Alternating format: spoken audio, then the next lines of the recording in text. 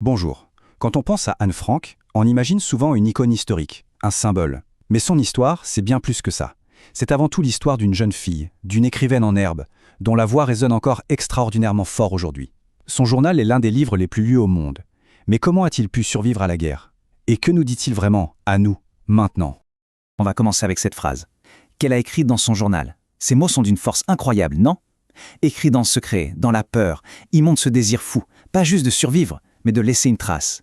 C'est vraiment ça, le cœur de toute son histoire. Alors, la question qu'on va se poser tout au long de cette analyse, c'est celle-ci. Comment est-ce que les pensées d'une jeune fille, griffonnées dans un simple carnet, ont pu traverser le temps et lui donner cette forme d'immortalité qu'elle espérait tant? Pour vraiment saisir la force de ses écrits, il faut d'abord rencontrer la jeune fille qui se cache derrière les mots. Alors, commençons par le commencement. Donc, qui était-elle? Anneliese Marie Frank, que tout le monde connaît sous le nom d'Anne Frank, une jeune fille juive née en Allemagne. Et aujourd'hui, elle est l'une des figures les plus connues de l'Holocauste. Tout ça grâce à ce journal intime qui a été retrouvé et publié après sa mort. Maintenant, pour bien comprendre pourquoi sa famille a dû se cacher, il faut faire un petit retour en arrière. Leur histoire, elle ne commence pas dans la cachette, elle commence bien avant. Cette chronologie, elle résume vraiment une décennie de basculement. On part de la naissance d'Anne dans une Allemagne encore libre, et puis en 1933, tout change avec l'arrivée d'Hitler. La famille sent le danger, fuit à Amsterdam, mais quelques années plus tard, le piège se referme quand l'Allemagne envahit les Pays-Bas. L'étau se resserre jusqu'à cette décision de 1942 disparaître. Et ces deux images, elles parlent d'elles-mêmes. À gauche, la maison de Francfort, le symbole d'une vie normale, stable, et à droite, l'appartement d'Amsterdam. C'était un nouvel espoir, qui va finalement devenir une prison. C'est l'image même de ce déracinement forcé. On arrive maintenant au cœur du récit. Ces 2 années passées dans la clandestinité, dans ce qu'Anne appelait l'annexe. C'est là, dans ce huis clos, que sa voix d'écrivaine va éclore. Regardez bien cette bibliothèque. Ça n'a l'air de rien, comme ça, mais c'était bien plus qu'un meuble. C'était la porte d'entrée de leur refuge, la frontière entre la vie et la mort. Un camouflage ingénieux, mais terriblement fragile. Et derrière cette bibliothèque, ils étaient 8. La famille Frank, bien sûr, la famille Van Pels et un dentiste Fritz Pfeiffer. Imaginez un peu, 8 personnes forcées de cohabiter 24 heures sur 24 dans un silence quasi permanent. Le journal d'Anne décrit tout ça avec une lucidité incroyable, les tensions, les peurs, mais aussi les moments de complicité.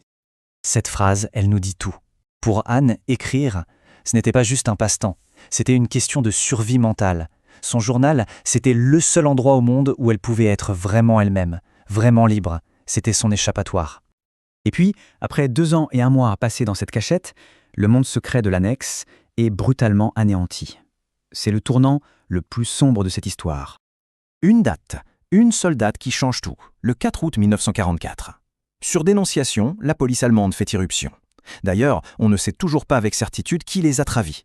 Pour les 8 habitants, 2 ans d'espoir et de peur s'effondrent en quelques minutes. Ce qui suit leur arrestation, c'est une descente aux enfers, planifiée, méthodique. D'abord, le QG de la Gestapo. Ensuite, le camp de transit de Westerbork. Puis, la déportation vers Auschwitz par le tout dernier convoi qui en est parti. Et enfin, pour Anne et sa sœur Margot, le transfert vers l'horreur de Bergen-Belsen. Voilà ce qu'il reste. Une simple pierre commémorative. Anne est morte du typhus, épuisée, malade, en février ou mars 1945. Elle avait 15 ans. Et le plus tragique, c'est que le camp a été libéré quelques semaines plus tard à peine. Sa voix s'est éteinte ici. 1 sur 8, c'est le seul chiffre à retenir. Un seul survivant, le père d'Anne, Otto Frank. Ce chiffre, il est simple, brutal, et il résume à lui seul l'ampleur de la tragédie. Mais, et c'est là que l'histoire prend une tournure incroyable, tout ne s'arrête pas là. Contre toute attente, le souhait le plus cher d'Anne, celui de devenir écrivaine, va se réaliser. La boucle va être bouclée.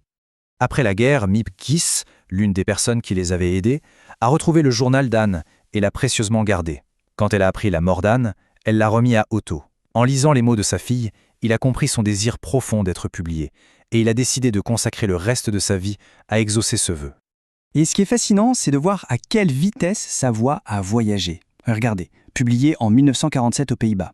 Dès 1950, il est traduit en France, en Allemagne. 2 ans plus tard, c'est le tour du monde anglophone. Et aujourd'hui, il est partout. Plus de 70 langues. Ce n'est pas juste un succès de librairie, c'est bien plus que ça. Ce chiffre, il montre à quel point la voix de cette adolescente a su traverser les cultures, les frontières, pour toucher quelque chose d'universel en chacun de nous.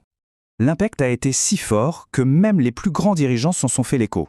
En 1961, John F. Kennedy a dit ça, que de toutes les voix qui ont parlé pour la dignité humaine, celle d'Anne Frank est la plus fascinante.